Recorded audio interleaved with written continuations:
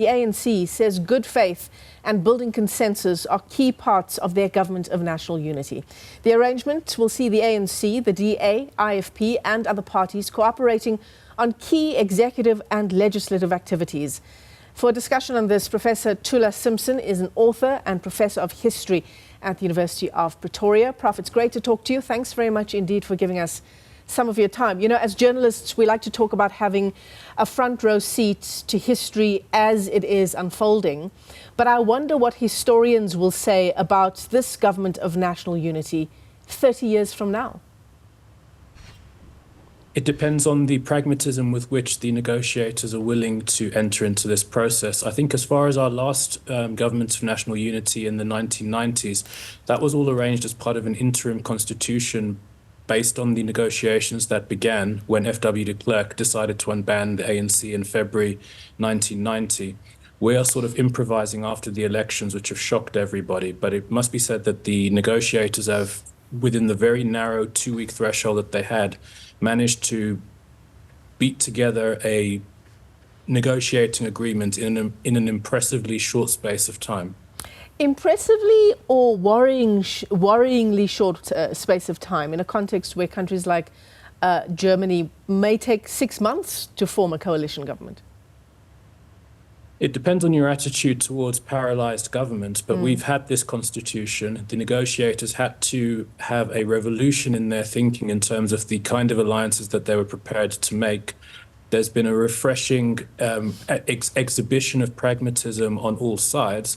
And in a sense, 6 months, if that's the deadline, sometimes you are waiting until the last of the 6 months for the negotiation to come. We had this deadline and people have had to do some really hard thinking in a very short space of time. And we need to be honest about the fact that it's been impressive in many ways, the degree of pragmatism, the willing to put the country's interests first that have been exhibited by the role players. You know, Prof, given what you've just said about the Government of National Unity of 1994 and now the Government of National Unity in 2024 and the differences in why those governments came to be, having said that, are there any parallels, do you think, that we can draw between these two incredibly important moments in South Africa's history? Yeah, I think that there's a lot of talk now about the 1994 agreement. Remember that it was a coming together of the two dominant parties, the ANC and the National Party, who realized that between them they could account for the overwhelming majority of the South African population, and they would have a opportunity to come to an agreement that would put an end to the conflict that had led to the negotiations in the first place. In other words, once those two parties are decided, everybody else has no choice but to fall into place. To a certain extent, people are speaking about a government of national unity having to reflect absolute consensus amongst every single player in the country. Remember that in 1994, there were bombings right up until the eve of the voting. So not everybody was in that arrangement, but there was a sufficient majority amongst those who were committed to the process to see it through. And I think that what we've seen so far with the DA and the ANC effectively coming together, saying that they're going to be the anchor, the bedrock of this negotiated solution, that there has been the basis to broadly stabilize the country and to get an injection of much needed optimism with regards to the prospects of the future. Of course, nothing's decided and nothing's fixed at the moment, but there's cautious optimism and excitement which is beginning to break out. And those are two very important parallels between the two. In other words, you've got to, if you're going to unite the country, you need to have the two major belligerent parties who are able to get that sufficient consensus to take the country forward in on the deal. And I think we've got that again. Yeah. Back to the question about how history will remember you know, these 14 days that we've had to cobble together a government. What we have is the statement of intent of the Government of National Unity, right? So we've got that statement, but we don't really have any sense of what went on behind those closed doors in those last-minute conversations. As historians, surely you don't just rely on this statement of intent by the Government of National Unity. So how do you document these 14 days and the violent discussions, I'd imagine, that would have happened behind those closed doors? You mentioned violence. Historians will look back very positively on what's happened over the last 14 days. Firstly, my first book was on Umkhonto we Sizwe and the ANC's armed struggle. Remember that people have been speaking about the dominant liberation party syndrome and what happens when they come below 50%. Will there be a peaceful transition or handover or not? What we've seen is an impressive level of maturity on behalf of our dominant liberation movement and party. It must have been a crushing disappointment within the ANC to have this popular rebuff, but they have taken it on the chin. We've had a remarkably undramatic and unviolent transition to a new political dispensation.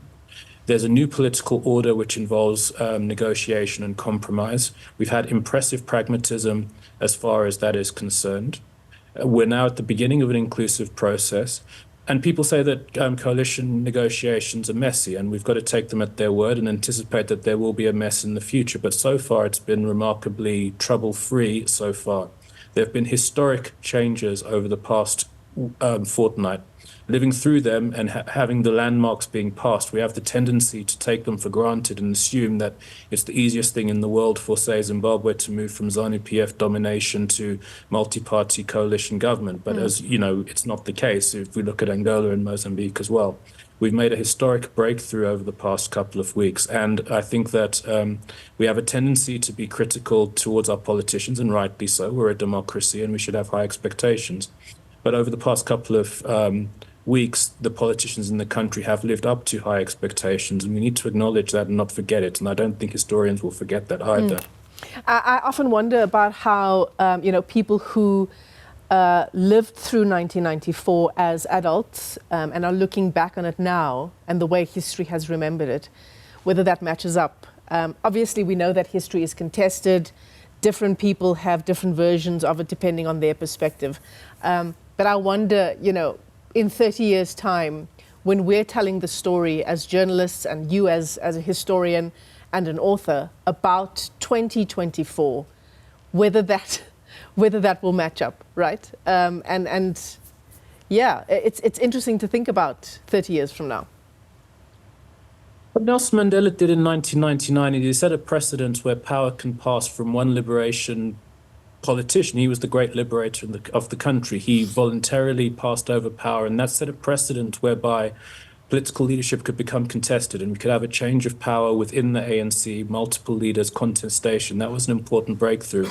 What we're having in 2024 is a transition which creates a high likelihood that in 30 years' time, we will have free journalists in an open democratic society who will be able to tell the tale. We will have had, between now and then, a number of transitions of power from party to party. We had an important breakthrough in the last 30 years in which we've had a situation where it's not just one liberation leader. We've managed to have that diversification of power. Whatever you think about the individual changes, whether you like the transitions or not, we've had the situation where within the dominant party, a framework has been created for the peaceful transfer of power from one faction to another. What we're having now in 2024 is we're having a framework being created for the baton to pass from party to party. We're consolidating as a democracy. There will be mistakes and there'll be a lot to be annoyed about, and that's part of a democratic, open and free society. But there's a very good chance that in 30 years' time, we will have remained that kind of society, and historians will have the freedom and liberty to be able to debate that. And I think that it's another one of those things where it's important not to underestimate the privilege of that, a free society where there is a exchange of opinion, where people are able to disagree, but the country is not one that will fall apart in the process. Certainly. I often think of Johnny Steinberg's magnificent book, Winnie and Nelson, Portrait of a Marriage, and the number of people, insiders, people close to the couple. It's more a story about their own relationship and how it evolved over the years.